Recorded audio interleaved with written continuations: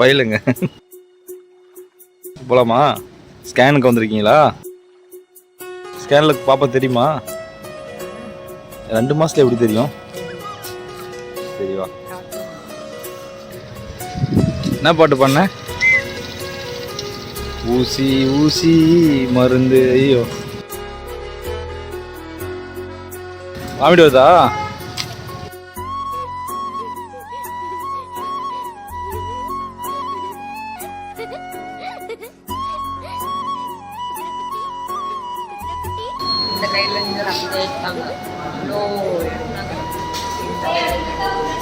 காலையில் எப்படி இருந்த?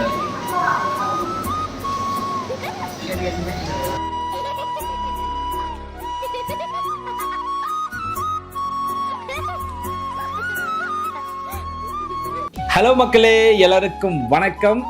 லாஸ்ட்டாக வந்து ஒரு வீடியோ போட்டிருந்தோம். என்ன வீடியோனா ப்ரெக்னென்சி ரிவீல் பண்ணுற மாதிரி ஒரு வீடியோ போட்டிருந்தோம். அந்த வீடியோக்கு வந்து பார்த்தீங்கன்னா நிறைய பேர் வந்து லைக் பண்ணியிருந்தீங்க. ஏன் அந்த ஷார்ட்ஸ் வந்து பார்த்தீங்கன்னா ஃபேஸ்புக், இன்ஸ்டாகிராம் எல்லாமே மில்லியன் கணக்கில் வியூஸ் போச்சு. லட்சக்கணக்கான பேர் வந்து லைக் பண்ணியிருந்தீங்க. ஆயிரக்கணக்கான பேர் வந்து எங்களுக்கு அதில் கமெண்ட்ஸில் வந்து வாழ்த்து சொல்லியிருந்தீங்க. எல்லாருக்குமே மனமார்ந்த நன்றிகள். எல்லாம் எவ்வளோ பாசமாக இருக்கீங்க அப்படின்றது அந்த கமெண்ட்ஸ் மூலயமாவே வந்து நான் தெரிஞ்சுக்கிட்டேன். நிறைய பேர் வந்து அம்மா பார்த்துருக்கணுமா, அப்போ சேஃபாக இருக்கணும், அது பண்ணணும் இது பண்ணணும் நிறைய பேர் கமெண்ட் பண்ணியிருந்தீங்க. எல்லாரோட கமெண்ட்ஸ் நாங்கள் படிச்சுட்டு தான் இருந்தோம். இன்னைக்கு வீடியோ எதுக்குன்னா, அதாவது ப்ரெக்னென்சி வந்து நம்ம கன்ஃபார்ம் பண்ணிட்டோம். அதுக்கப்புறம் என்ன பண்ணணும் ஏது பண்ணணும் எதுவுமே எங்களுக்கு தெரியாது. ஆக்சுவலாக நாங்களே வந்துட்டு 1.5 மாதம் இருக்கும்போது தான் வந்து கன்ஃபார்மே பண்ணோம். அதுக்கப்புறம் கவர்மெண்ட்டில் வந்துட்டு கார்டு போடணும், அப்புறம் ப்ரைவேட் ஹாஸ்பிட்டலில் செக் பண்ணணும் அப்படின்றது எங்களுக்கு எதுவுமே தெரியாது. எங்களுக்கு ஃபஸ்ட்டு குழந்தை இல்லையா, எந்த ஐடியாவும் கிடையாது. அதுக்கப்புறம் தான் வீட்டு சொன்னாங்க, கவர்மெண்ட்ல போயிட்டு RCH ஐடின்னு ஒன்று வாங்கணும், நீங்க போனீங்கன்னா ஒரு அட்டை போட்டு தருவாங்க அப்படின்னு சொன்னாங்க. அதுக்கப்புறம் வந்து ஃபர்ஸ்ட் மாசமே வந்து ஸ்கேன் பண்ணி பார்க்கணும், இயர்லி டேட்டிங் ஸ்கேன் ஒன்று இருக்கு, நீங்க பிரைவேட் ஹாஸ்பிட்டல் பாருங்க அப்படின்னாங்க. ஸோ இந்த ப்ரொசீஜர்லாம் வந்துட்டு பார்த்தீங்கன்னா பெரிய ப்ரொசீஜராக இருந்துச்சு. ஸோ இதை பற்றி தான் வந்து இந்த வீடியோவில் பார்க்க போகிறோம். பார்த்தலாமா?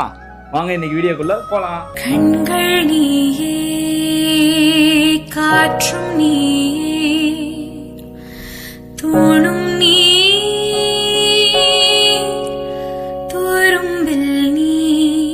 பிரெக்னென்ட் ஆன நிறைய பேருக்கு தெரியும். பிரெக்னன்சி ஆன உடனே வந்துட்டு கவர்மெண்ட்ல வந்துட்டு ஒரு நம்பர் தருவாங்க. நீங்க போயிட்டு லோக்கல்ல இருக்கிற கவர்மெண்ட் நர்ஸு கிட்ட போய் நீங்க கேட்டீங்கன்னா அவங்க வந்து உங்களுக்கு RCH ஐடி ஒன்று போட்டு தருவாங்க. உங்களுடைய டீடைல்ஸ் எல்லாம் கொடுக்கணும், அதெல்லாம் வாங்கிட்டு அவங்க போட்டு தருவாங்க. அதே ப்ரொசீஜர் தான் நாங்களும் பண்ணோம். நாங்க வந்து இப்போ சென்னையில் இருக்கோம். ஏன்னா எங்க ஊர் வந்து தருமபுரி இல்லையா, நாங்க அங்க வந்துட்டு போய் செக்அப் பார்க்க முடியாது. ஏன்னா நாங்க சென்னையில் தான் ஃபுல்லா இருக்கிறது. ஒரு வழியா கஷ்டப்பட்டு எங்க ஏரியா நர்ஸ் இருக்கிற இடத்துக்கு கண்டுபிடிச்சு நாங்க போயிட்டோம். ஆமா, அவங்க ரொம்ப அழகா பேசினாங்க.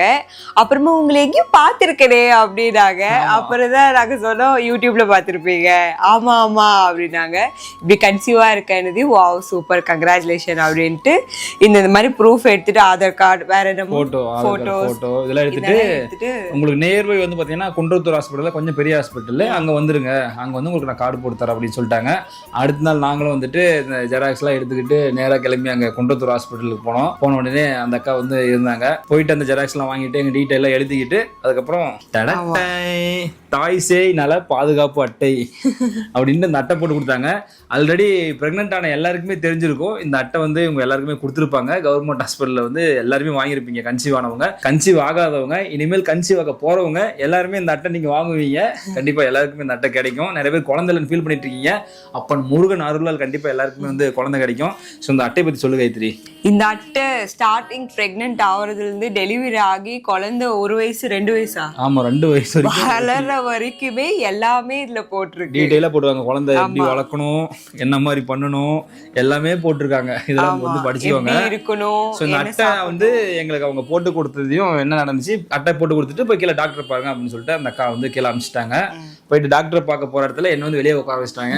இவதான் போனா என்ன சொன்னாங்க, போனது HIV டெஸ்ட் எடுக்கணும், உங்க வீட்டுக்காரர் கூட்டிட்டு வாங்கன்னாங்க. இது சொல்ல மறந்துட்டேன். சரி என்ன சொன்னாங்கன்னா, நான் எல்லாரும் ஜென்ஸ்ல உட்காந்துட்டு இருந்தாங்க. என்ன நானும் போய் உட்காந்துட்டு இருந்தேன். போனா முதல்ல போயிட்டு ஃபர்ஸ்ட் என்ன பண்ணாங்க, சாரி இந்த நோட் ஒன்று வாங்கிட்டு சொன்னாங்க. வாங்க போயிட்டு ஒரு நோட் ஒன்று வாங்கிட்டாங்க அப்படின்னாங்க. நான் நோட் வாங்குறதுக்கு போயிட்டேன். நோட் வாங்க போயிட்டு வந்த உடனே வா உன்னையும் கூப்பிடுறாங்க அப்படின்னா, என்னது கூப்பிடுறாங்கன்னு சரி நானும் உள்ள போனேன். சார் உங்களுக்கு டெஸ்ட் பண்ணுங்க சார். என்ன டெஸ்ட்? HIV test. HIV டெஸ்டா? என்ன பார்த்தா இப்படி தெரியுது, நான் அந்த மாதிரிலாம் மாதிரிலாம் ஆள் இல்லைங்க அப்படின்னு. இது எல்லாருக்குமே பண்றது, பயப்படாதீங்க அப்படின்னாங்க. சரி ஓகேன்ட்டு லைட்டா அந்த இடத்துல குத்தி பிளட் எடுத்து 2 பேருக்குமே எடுத்தாங்க. ஆமா, எல்லாருக்குமே அந்த ஹஸ்பண்ட் ஒய்ஃப்க்கு வந்து அந்த டெஸ்ட் பண்றாங்க. அது முடிச்ச உடனே பிபி செக் பண்ணாங்க. ஆமா, இவளுக்கு வந்து பிபி செக் பண்ணாங்க. அது எனக்கெல்லாம் பண்ணல. அதுக்கப்புறம் பிபி செக் பண்ணிட்டு அவங்க எழுதி கொடுத்துருவாங்க. அடுத்து வந்து பக்கத்துல ஒரு டாக்டர் இருப்பாங்க, அங்க போனோம். ஆமா, அங்கேயும் போனா அங்கேயும் பிளட் செக் பண்ணாங்க. ஹீமோகுளோபின் நிறைய எடுக்கல, கொஞ்சமா இப்படி ஊசியில குத்துனாங்க, இதே மாதிரிதான். அதுக்கப்புறம் வெயிட் செக் பண்ணிட்டு வர சொன்னாங்க. இதெல்லாமே முடிச்சுட்டு போய் டாக்டர் பார்க்க சொன்னாங்க. ஆமா, டாக்டர் பார்க்க போனதுல இன்னொரு சர்ப்ரைஸ். அங்க போனா டாக்டர் மேடமும் உங்க 2 பேரும் இங்க பாத்துருக்கமே, அதுதான் என்ன மட்டும் உங்களை கூட லைட்டா ஞாபகம் இருக்கு, இந்த பிள்ளைய தான் ரொம்ப மைண்ட்ல ஓடிட்டு இருக்கு. அப்புறம் இன்ஸ்டாகிராம் அப்புறம் மோஜி இதெல்லாம் இருக்கும், யூடியூப் பண்ணிட்டு இருக்கோம். அப்படியா, நம்ம இதுல பாத்துருக்கோம் அப்படின்னு சொல்லிட்டு அழகா வந்து பேசினாங்க. ஸோ ஃபர்ஸ்ட் பிரெக்னன்சியா, 2 பேரும் அப்புறம் ரிலேஷனா அப்படின்னு கேட்டாங்க. அப்புறம் சொந்தம் பந்தமா எதுவும் நிறைய கேள்விகள் வந்து கேட்டாங்க. கேட்டுட்டு அப்புறம் வந்து 2 years பேபி இல்லை அப்படின்னு சொன்னாங்க. மேடம் சொன்னாங்க நாங்கள் கொஞ்சம் ஃபினான்சியல் ப்ராப்ளம் அப்புறம் பர்சனல் ப்ராப்ளம், அதனால கொஞ்சம் 2 years வந்து நாங்களே அப்படின்னு சொல்லியிருந்தோம்.